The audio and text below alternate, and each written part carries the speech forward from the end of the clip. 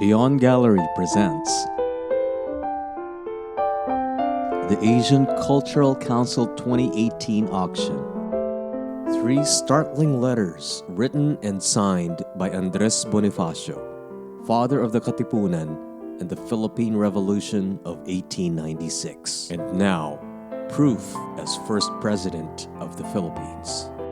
Well, perhaps as sensational as the letters of Jose Rizal, we now have before us 3 letters written by Andres Bonifacio, as well as appointment letters to Emilio Jacinto.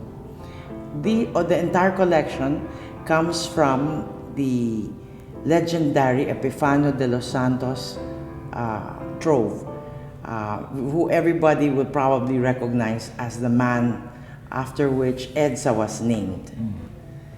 Well, Epifanio de los Santos, one of the directors, he became a director of the National Museum, National Library, and incidentally, he was from Nueva Ecija, from San Isidro, although his mother, Epaes, was from Malabon. He became what we call Americanista, and he was, because of his leanings towards America, when the U.S. government established the colonial government, he was appointed governor of Nueva Ecija, the first governor. And during the first election, he was elected as the first elected governor of Nueva Ecija. And his vice governor was Isauro Gabaldon. Anyway, he collected these letters, and this is what we have now. And you can see from the letters that Andres Bonifacio, contrary to what was said about him by the Americans and whoever else, was an educated man, self-taught, who read, and I don't know if he spoke, but he read in French, Spanish, and English, which Aguinaldo was not capable of. And you can see from the writing that Bonifacio had beautiful handwriting. He was the president. He was the founder of the Katipunan. He was the man who tore the cedulas and, inspired an entire generation of people to throw out the Spanish. So he was pretty confident in his position. So Aguinaldo did a very clever thing. He held a snap election, and it was called the Tejeros Convention, where he was elected. Okay, so the letters start March 8. Tejeros took place March 22. And then the next letter is written. You can see the difference between the first and the second letter. This one is sort of like, I am sending you some ammunition and all that. The second letter starts to talk about the Tejeros Convention, how it has descended into chaos. And then yes, you can see clearly Tirona, his favorite cast of characters. Yes. And then this is the last letter that he writes before he's arrested. This is April 24, and he's arrested on April 27. Arrested in the most horrible way, where he's shot and knifed in the throat. His one brother is killed, the other brother also mortally wounded, and they're carted off to be tried in the house of Ambassador Reyes. That happened on May 10. So this last letter is April 24. This is a very emotional but important historically, because it talks about the Tejeros Convention, which establishes Aguinaldo and disposes of Andres Bonifacio. According to an article in the Sunday Times, these documents escaped being destroyed 13 times. Wow. I think that this was in the estate of Emilio Jacinto, and from there it was acquired by Epifanio de los Santos. And from then it went into one private collection. As far as we know, there were 4 letters written by Andres Bonifacio to Emilio Jacinto.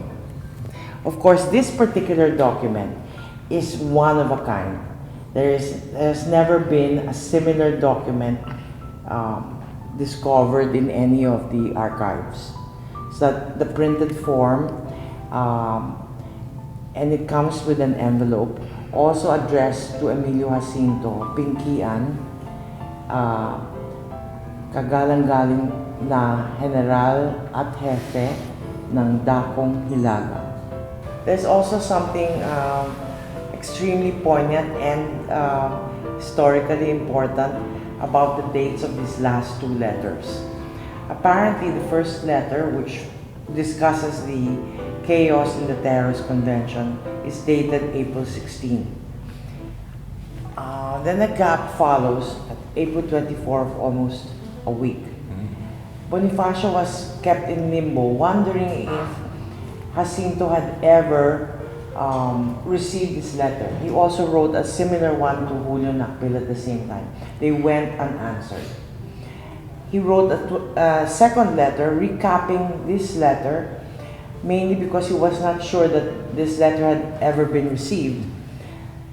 And he entrusted it to a certain Magdiwang who unfortunately became turncoat and joined the Magdalo forces. And did not deliver. The letter, nor perhaps he received the answer and did not give the answer.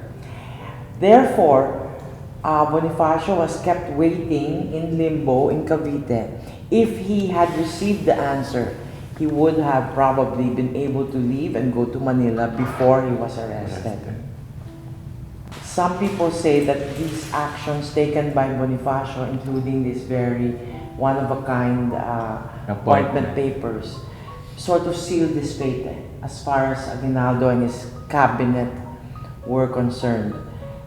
There are some people who say that Aguinaldo from the onset was determined to eliminate Bonifacio, and then some persuaded Aguinaldo to save the revolution and not split the revolutionary forces. I think, just the immediacy of these letters, just looking at them and observing them and even studying them, one gets a whole new insight into Andres Bonifacio. It turns out, just by these letters alone, that he wasn't exactly this bolo-wielding fanatic. Dressed in this loose white shirt and red pants and straw hat. The first place, as Mr. Tinio points out, he used to go to office in a suit every day. And so just that, and plus the way, and if you read this and you study it closely, this is not exactly the penmanship of somebody who was uneducated. He is rather eloquent in his descriptions, and you see that there really was a brain behind it all. So I think it's time to reevaluate the idea of Andres Bonifacio as this great plebeian. Probably, he was not moneyed, but certainly there was an intellect that rose above it all. Yeah, but it's really interesting how these few pieces of paper give a whole new picture of Andres Bonifacio. Only an estimated 6 Bonifacio letters are known to have survived. 3 are now at León Gallery, with a 4th letter in a private collection. The remaining 2 are stored in the Madrid Military Archives. No other appointment paper is known to be in existence, except for the document now on offer. The Bonifacio papers, moreover, offer a unique and poignant insight into his last days.